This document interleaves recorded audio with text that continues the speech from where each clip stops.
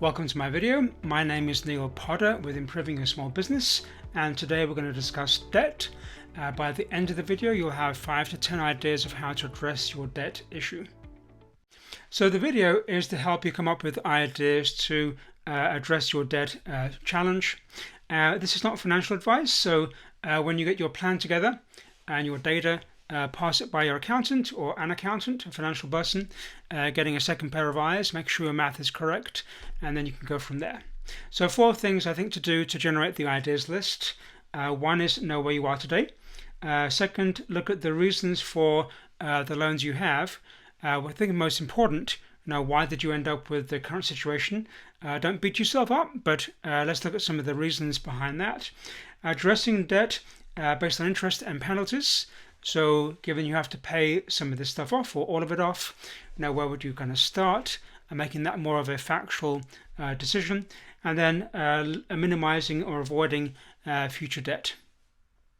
I think the first step is to get a clear picture of your debts and kind of where you are.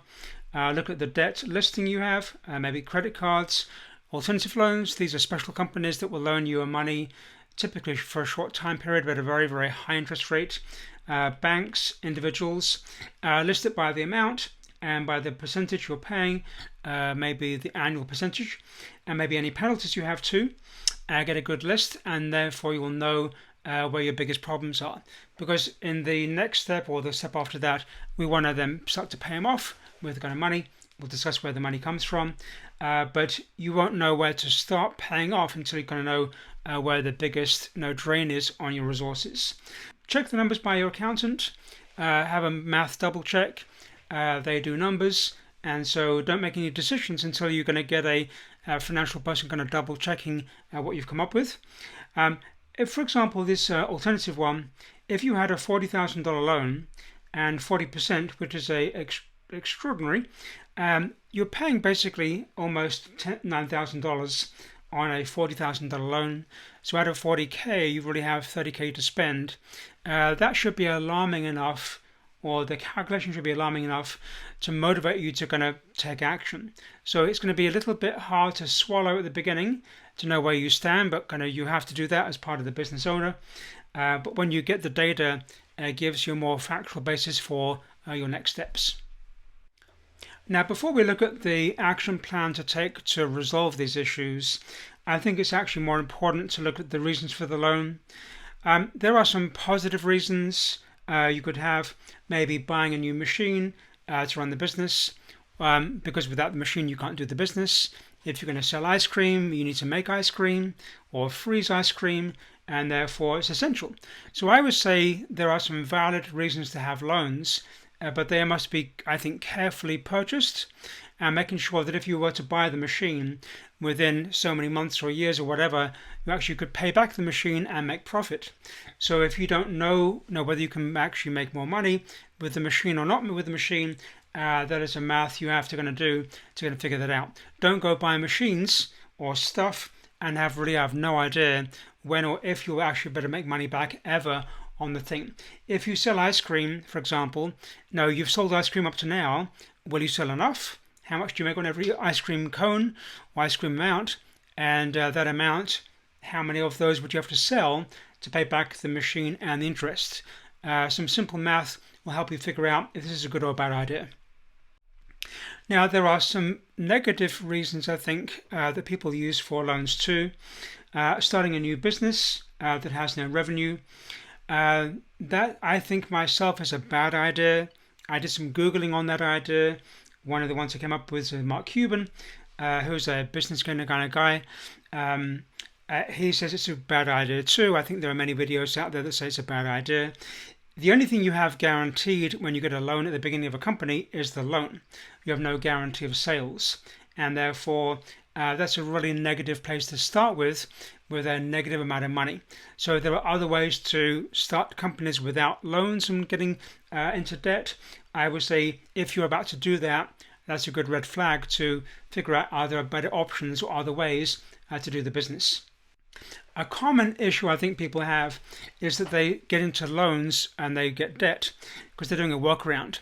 They have suppliers that are bad and they get bad supplies, So to fix that, they go get new supplies and they spend money and get a loan for that.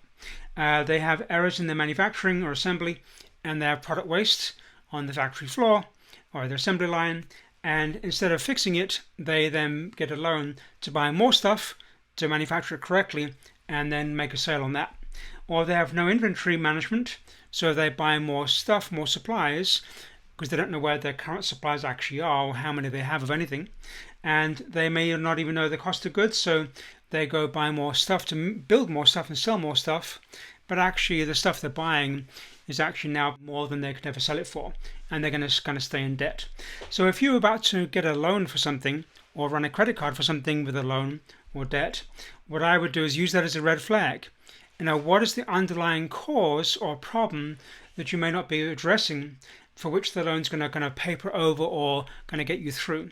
Because actually these things here may be fixable without any loans or any extra debt, and really they should be fixed first before you're going to get the loan. So at least use it as a question or a pausing point to figure out, are there things going on in the company should really be addressed fundamentally before you then kind of paper over it with money.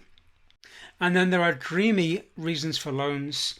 We're going to rent a 20,000 square foot building because we're going to be amazing and we're going to be huge.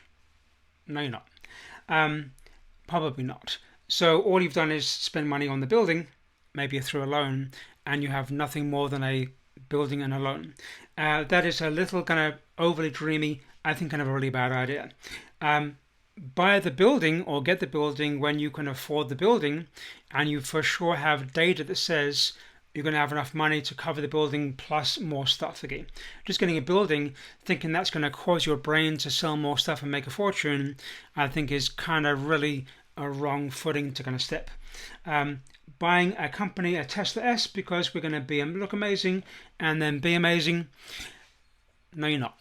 You're going to have a Tesla S.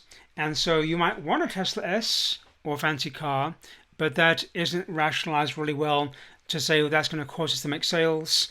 I think that would be a bad idea. I've seen this one quite a few times. We're going to get a CFO, so we look really important, and investors will think, oh, you're really important, you have a CFO. All you've done is got a CFO. The CFO can't build anything, they can't sell anything, they can't make revenue. All they can do is charge you a big fee, annual income fee. And so if you're a small company, you probably don't need a CFO. Okay, you need an accountant or a bookkeeper. You are the CFO, you're the C, whatever you want to call yourself, O. And so I think getting a CFO that cannot generate income at a small company is probably a disaster. And if you're looking for investors, there's just another loan. With maybe little sales you have, I would focus on getting the business to sell more, build more, and do more. And when you get middle to big, which is kind of probably not where you are now, then maybe a CFO, okay, to do all the financials and whatever. But a CFO at the beginning, just to kind of look or pretend to be big and whatever, I think is a bit of a disaster. So I would call these kind of dreamy. And the last one would be to minimize or avoid future debt. Call the lender and see if they can reduce the terms of the payment. Maybe you don't know what they can do or willing to do unless you ask the question. Maybe they're like you, or your assets or your revenue stream or something, and they're willing to do that. Maybe waive a fee. And so it's going to try and kind of see what's possible. Maybe even shop around the debt to somebody else. Then pay off the highest interest ones first, or the ones that have high penalties. Check with your accountant. That's a good idea. Have them double check the math before you do that. But you want to get rid of the biggest strain on your company first, and that could be it. But don't just stop there. Look at where you can get some cash. Do you have inventory of any kind that has not been sold, or you're kind of just sitting there on a shelf somewhere?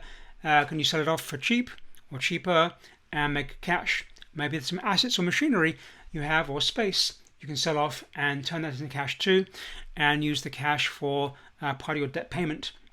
And then look at cost of goods. And maybe you don't know for sure per item you sell what the cost actually is, and if your pricing is accurate. You could be buying more stuff to sell, but actually making no more money, getting to more debt, because you haven't really done a good analysis on the cost per item of the goods you're going to put in there, and then the pricing.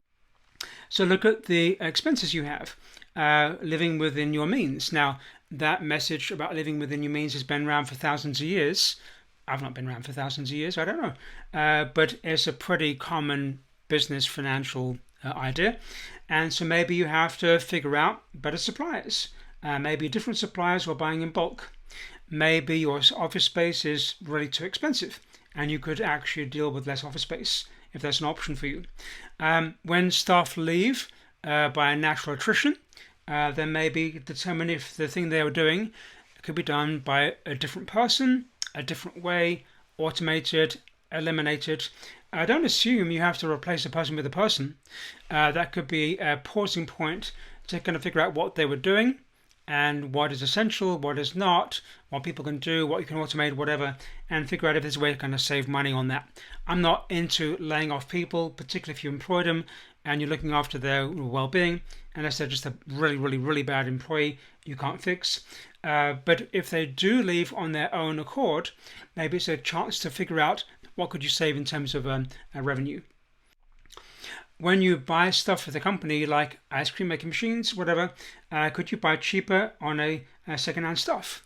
Maybe you can buy a used version or rent a used version that works equally well, but is a lot less expensive. Now, don't buy junk and have to repair junk. That's just going to be a drain. But no, there are people out there that can afford brand new things and they're going to get rid of their old things and their second-hand things. At least consider what could be out there as a quality item that may be a lot less cost than the one you typically would buy for brand new. And then I would say get your staff involved. Your staff may know, if you have staff, your staff may know what can be fixed, what's expensive, what can be streamlined, what can be eliminated, and they actually may enjoy joining you as a team, a true team, to kind of help you resolve the issue. They kind of feel part of the company and are more committed. And so at least consider and try to kind of share what the issue is and get them involved. Don't beat them up or blame them. It's your fault. You're the C something O. But get them involved. Share what the problem is and see if they can help you come up with ideas. And let them do the ideas. Supervise them and see if they can help you actually address the problems of the company over a few months. And then whatever plan you end up with, particularly if financials are involved and numbers and whatever, check with your accountant because you don't want to make decisions on bad numbers and bad data. Check with the people that know numbers or your numbers before you then take a step. If you like this video, you might check the one on the bottom left, how to succeed in a small business, 8 steps, and the one on the right, how to increase sales in a small business. Thank you. Bye-bye.